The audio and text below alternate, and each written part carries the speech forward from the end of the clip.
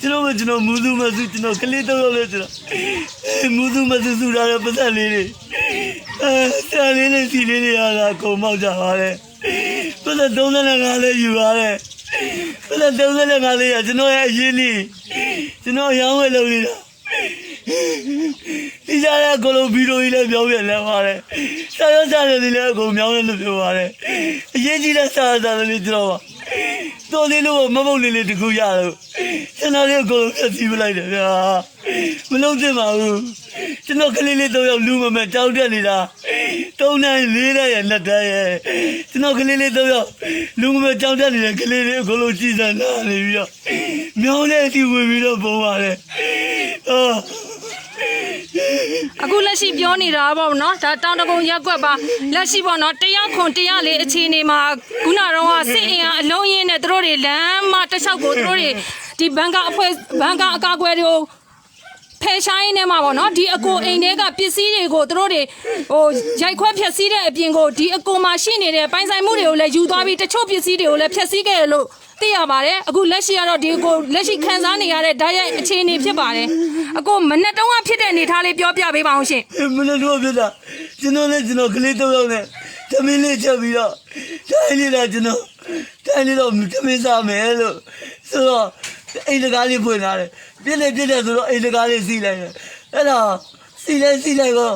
ဝိုးလို့ကျွန်တော်တို့အိမ်ကိုဖဏဆောက်ကပြီးထဲထဲဝင်လာတယ်ဝင်လာပြီးတော့တော်လုံးဆိုပြီးတော့လိုက်ပြစ်တယ်ပြပြီးတဲ့မျိုးကျွန်တော်တို့လည်းပြေးတော့ကျွန်တော်ကလေးတော့ရောက်ကိုအရာမြောင်းထဲကိုထဲလိုက်တယ်နောက်ဘေးမြောင်းအဲ့ကလေးတော့ရောက်ကိုအရာထဲလိုက်တယ်အရာထဲပြီးတော့ကျွန်တော်မိမဟောနောက်ကအုတ်တရာကိုကြော်လွတ်လိုက်တယ်ကျွန်တော်လည်းအဲ့မြောင်းလေးကိုစိတ်ပြီးဟိုဘက်ကိုအုတ်တရာကြော်ပြီးတော့တိုင်တာမှကျွန်တော်တို့တားမိသားစုတွေဝင်နေရတယ်ကျွန်တော်အိမ်ထဲကိုအဲ့ဆန္ဒပြတဲ့လူ2ယောက်ကဝင်လာတယ်သူတို့2ယောက်လည်းရိုက်တာကောင်းရိုက်လွတ်လိုက်တယ်အသေးရိုက်တာပဲဖမ်းသွားတယ်အချုပ်ကားနဲ့ဖမ်းသွားတယ်ပြီးတော့ကျွန်တော်အိမ်ထဲမှာရှိစုမစုဗျာအရင်လေးဗျာကျွန်တော်ဒီအရင်လေးနဲ့သမင်းစားတာကလေး3ယောက်ရှိတယ်ကျွန်တော်ကလေးသူရှင်တက်နေတယ်ကြောက်တက်နေတယ်ဒီပတ်သက်လေး35လေးကိုပါယူရတယ်စားရစားလေးကိုရေးလိုက်ပြချတယ်တစားစီလုပ်တယ်ပြီးတော့ဆက်လေးစုတာလဲအိုးလေးတွေဆက်ဟုတ်အများလုံးရှိမှ10ပြည်ရှိတာအဲ့10ပြည်ပါတကားလဲမြောင်းလေးကိုတော်ချခဲ့တယ်မယိုးဓာတ်ပုံလိုက်ရိုက်ကြည့်ကျွန်တော်အိမ်လုံးဗီဒီယိုကိုပြောင်းပြန်လန်ပြီးတော့တစားချင်းစီချိုးလာတယ်ဘာမလို့လောက်တာလဲသူတို့အဲ့လောက်ဒီအောက်ထဲမကြသေးပါဘူးဗျာကျွန်တော်တို့မိသားစုကောင်းဝယ်လှူစားနေတာဘာမှလည်းလောက်တာမဟုတ်ကိုယ်အိမ်နဲ့ကိုယ်ထိုင်နေတာအိမ်ထဲအထိလို့ဒုက္ခလာပြီးသွားတယ်ဘာမှမလုံတာတာမန်တကားလည်းမရှိဘူးဘာကြတကားလည်းမရှိဘူးရိုးတကားလေးရှိလို့စောက်ကပ်ပြီးကျွန်တော်တို့အိမ်ထဲအကုန်ဖြိုယူသွားတယ်တကယ်ချမ်းသာတဲ့တိုင်ကြီးတဲ့အိမ်ကြီးတွေကျတော့သူတို့ဘာမှမလုပ်ဘူးကျွန်တော်တို့လုံးစုံမရှိတဲ့တကားတွေကျတော့သူတို့အလိုလုပ်တယ်အခုရှင်းရှောက်ကျွန်တော်ဘယ်ဘဝနဲ့ရှင်းရှောက်လဲကျွန်တော်ကအမေလည်းမရှိဘူးအမေလည်းမရှိဘူးဒီကလေးတော့ကိုကျွန်တော်ယုံနေတာကျွန်တော်ညီကောင်မောင်တို့ရဲ့အကုန်လုံးကျွန်တော်တာဝန်ယူပြီးရှာကျွေးနေတာကျွန်တော်ရဲ့ပိုင်ဆိုင်မှုစားရစားတာဒီမှာလွတ်ပြခဲ့တယ်ပိုင်ဆိုင်မှုစားရစားတော့7လေးမြေကွာတကွာပဲပိုင်တာအဲ့ဒီစားရစားတာဒီမှာပြစ်ခဲ့တယ်အင်းအမလားလောက်လာပြီးတော့ဖြုတ်ခွင်းတာလဲရှင်အကိုရဲ့အိမ်ကိုဖျက်ဆီးခဲ့တာလဲကမန်းကြီးအများကြီးပဲသူတို့အများတယ်အင်းအလုံးရင်းပဲသူတို့ကိစ္စသူတို့ရှင်းပေါ့ဘာမလို့ကျွန်တော်တို့အိမ်တွေကိုအဲ့လိုလုပ်တာလဲကျွန်တော်ကိစ္စတော့ကျွန်တော်လည်းမဆိုင်ပါဘူးဒါပေမဲ့ကျွန်တော်တို့လမ်းမှာတော့မရှိစေရလားအိမ်ကြမှာအဲ့လိုယူဝင်လောက်တာတော့သူတို့မလုပ်သင့်ဘူးဗျာရှိတဲ့အိမ်တွေကတမန်တကအထက်နဲ့ကြတော့မလုပ်တော့ဘူးကျွန်တော်အိမ်လေးက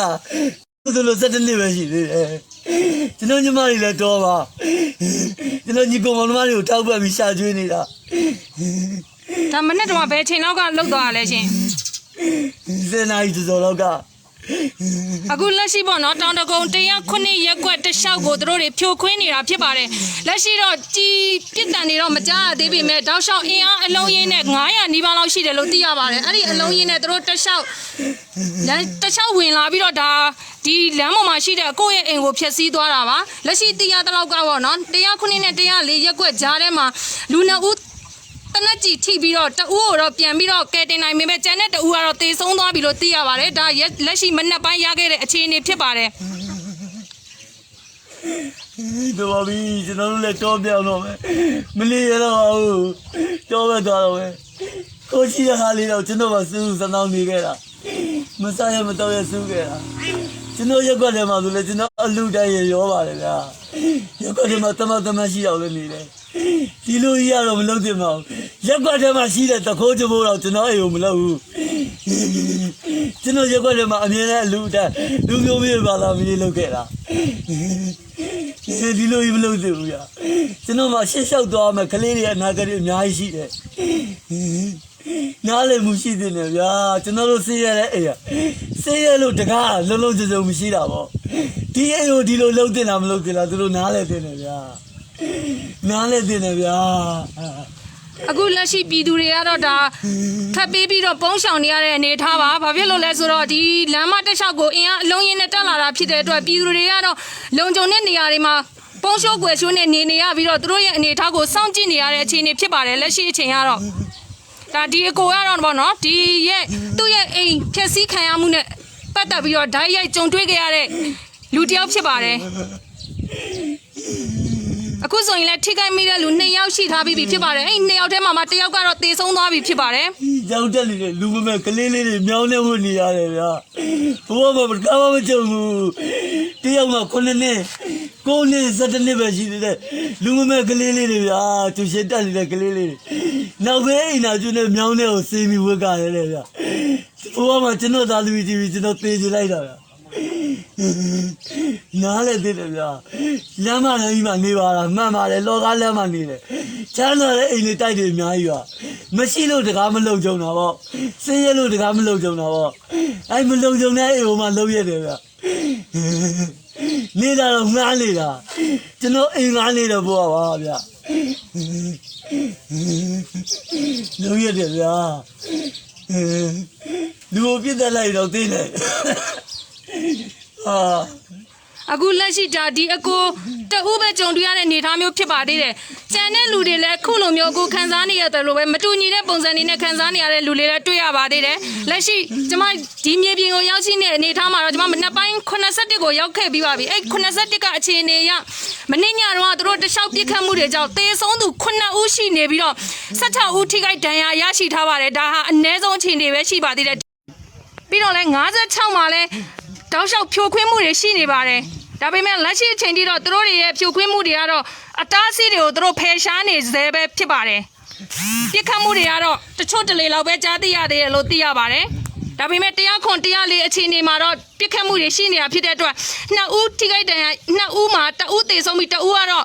ထိခိုက်ဒဏ်ရာရရှိထားတဲ့အခြေအနေပါဒါလက်ရှိမြေပြင်အနေအထားမျိုးဖြစ်ပါတယ်ကျွန်တော်ဆက်ပြီးတော့နောက်ပိုင်းဆက်လက်တင်ဆက်ပေးမှာဖြစ်ပါတယ်